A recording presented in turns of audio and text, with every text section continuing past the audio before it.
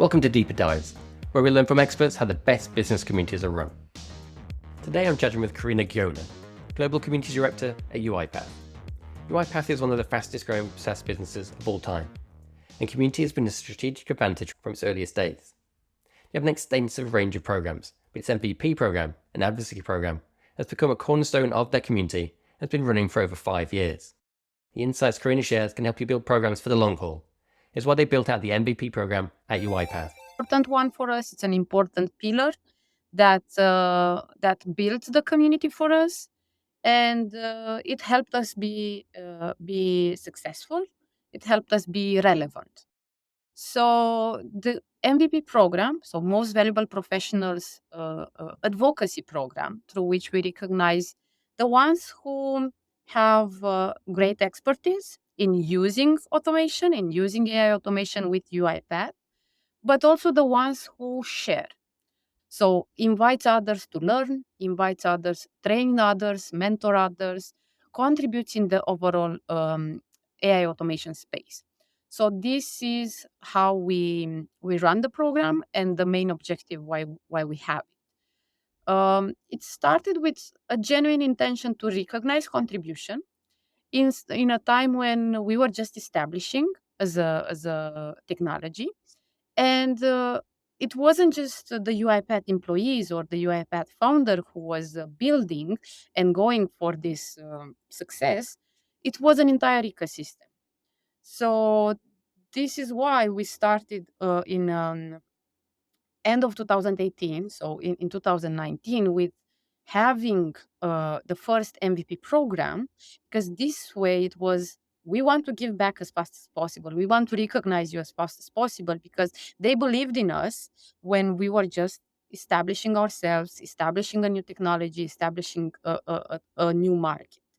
So this is how it started, and then we started to recognize them. We started meetups, we started hackathons. So all came in 2018 when I also joined and I started to build the team and everything like a proper structure, a proper function. The MVP program is now an established program, but how did it get started and how has it evolved since the beginning? It was a program that just recognized the ones who contributed on the forum, because that was everything we had as a community ecosystem. So they were there with us, contributing to the growth of the community. And community was known back then. It was mentioned by anyone in the company and around the company that community is a strategic advantage. Community is helping us grow. So it was known. It made a lot of sense for us to say we need to give back this appreciation. It's not just what we do inside, it's also about them. And it was just sending a box with everything we had to the first 11 MVPs and telling them, look, you are one of the greatest, you contributed a lot, you did it with no expected return from us, and we want you as an MVP. And with that, we also invited them to meet in person. So we had all of them on stage with us, and we showed them to the world. From there, the program started to grow because with the recognition, then it comes also a full year of commitment, of continuous engagement. They contribute, they participate, and then it's a renewal if they want or not. So up to them, up to us also. But in time, we started to have more processes in place, criteria in place. We went beyond the forum, so it started to be about other ways of contributing and make those relevant, also make those matter also. And it started to be a bit more of a selection process, application process, interviews, and so on.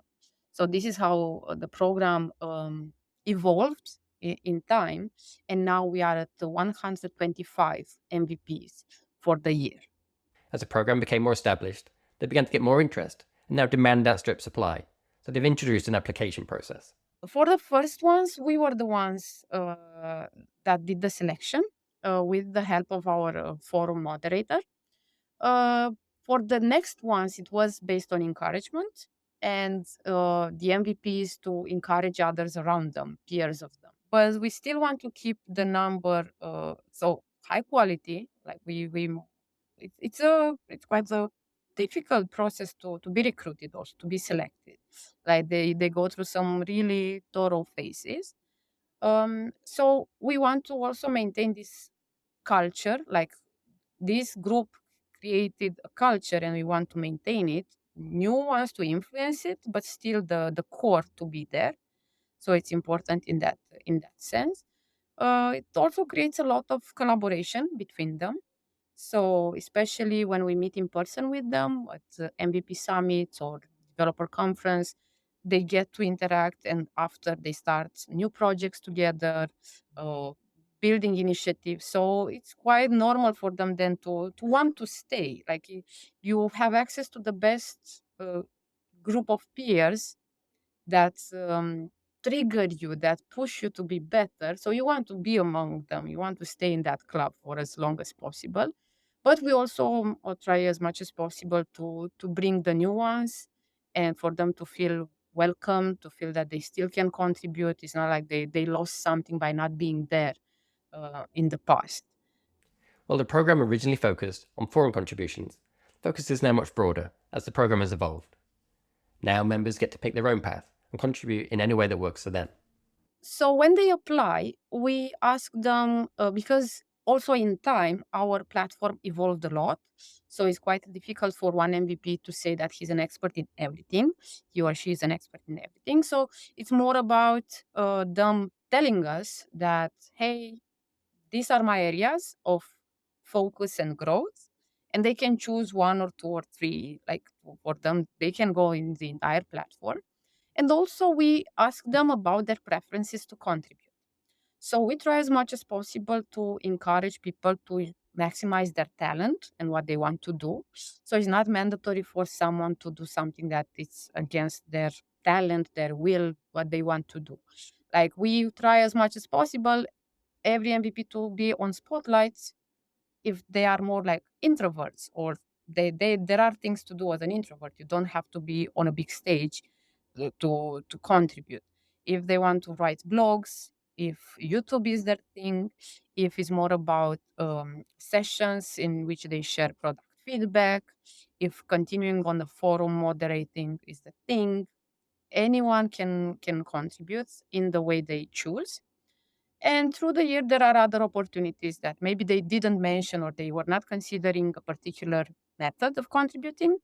But then the invite comes and they can say, yeah, let's try this too. Like maybe someone was not thinking of being a mentor with someone else or being a trainer in an event, and now they want to do that too. Of the 11 original members, 6 are still MVPs 5 years later. You have to reapply annually, and members commit to continued contribution throughout the year. But what's the breakdown of new members versus renewals? There are people who choose not to continue as MVPs because they know like it's a commitment for a year. So it's not just I'm getting the title and that's it. So there are people who say, look, it's for me, it was a lot, it was enough. I need to rest a bit. So we are at around 65-70% that renew. And the so the group that comes, it's not as big as the ones who stay, which is something that we also like. And if we find that there are more that need to join us, we can reconsider a bit more like the number of MVPs that we accept. So yeah, like I think 70% is the ones who renew. And if we find that there is huge talent that contributes a lot, we can reconsider the number. But we are steady in staying around. Like in the last 3 years, we stayed around 100. Initially, in the first years, we doubled and we were growing fast because we came from 11. But now we are at 100, 120, 125, and we want to stay there for them to really be able to build relationships and to have the spotlight that we promise and we want to give them. MVPs are the inner circle of the community and get access to different ways to communicate with members of the UiPath team and each other. This includes a special section in the forum. They join a WhatsApp group for quick communication, especially during events, and some are also added to the company Slack. So we have different spaces for them, and without that, anyway, you become informally a special community, but we do encourage them that way. And we have also some WhatsApp groups with them, quite well structured, forum group with them. So for different reasons to communicate, we have different channels. And yeah, they have access to many resources, people. We also did something quite new, bold. We have them. So as a company, we stay on Slack as communication between us as colleagues, and with many groups and all that. And we have MVPs that are also on Slack with us as external guests to be in direct communication with product managers. We want them to give product feedback. We want them to be in direct communication with our product. Yeah. So it's not like you need to do this in order to get that like a special pass. No, if they have the feedback and they want to contribute this way, they are invited. Most product managers don't get to speak with customers that often. They may get some context around a feature request in a support email or an idea submission, able to get a few 30-minute chats in as they begin to plan a feature out. But with the MVP program, it's different. They get to spend multiple days with expert users at their MVP summits. These are gatherings where they bring all their MVPs together. Here's how they work. So we have three MVP summits, one in every large region that we have. So the one for EMEA happened in Bucharest, where we have a big team, product team, because it's important for us. Like this event, it's about MVPs coming together, but MVPs coming together with many product leaders around. So it's a big opportunity for our product team to hear from MVPs, to connect with them, to hear new ideas, to show them the roadmap, to show what's coming, and to contribute to that decision making and roadmap. So we had the one in Bucharest. Now this week we are hosting the one in Seattle, where again we have a big product team. And in August we'll meet in India for the one in APJ. People come from all the countries. So we see people coming from absolutely everywhere for this summit. And it's 2.5 days kind of event to almost 3 days. So it depends on how the specific and the flavor that we bring from that region. We start with celebrating them and offering the trophies as MVPs together with our leaders, and they get some visionary talks from different leaders that are there. Um, we continue with 2 intensive days specific to product sessions, so different product sessions, and then we have quite a lot of fun also, some parties, some interactive sessions, and drumming or doing different activities that just build the social life of the summits, or visiting something that makes sense for that place, that culture, to immerse in not only in the professional side, but also in where they are, like to understand a bit the local attitude, the local food. We invite them to bring sweets from their countries to get a bit of know each other from where they are coming also. So it's a nice mix of professional work, ideation, envisioning the future of the AI automation platform with this more humane touch. Because in the end, they go as friends, they go as collaborators. There is a lot of camaraderie between them. And it was quite nice when one MVP said, because MVPs are from customers and partners. So especially the ones that are from partners, there is, in a way, in the market, some of them they are in competition with each other, right? Like, and they also observe themselves when they are there is nothing about that. Like, it's just becoming better, each of them, and becoming better together, and that's huge for. Managing all this is going to be quite an undertaking, so the UiPath team has someone dedicated to managing their advocacy program, supported by other team members. We are in marketing, and we work with many teams from product, from marketing, from customer success, from sales, from customer support. Like we work with everybody. We have the regional community managers, so 3 of them. We have a colleague for advocacy, and then we have a colleague for content.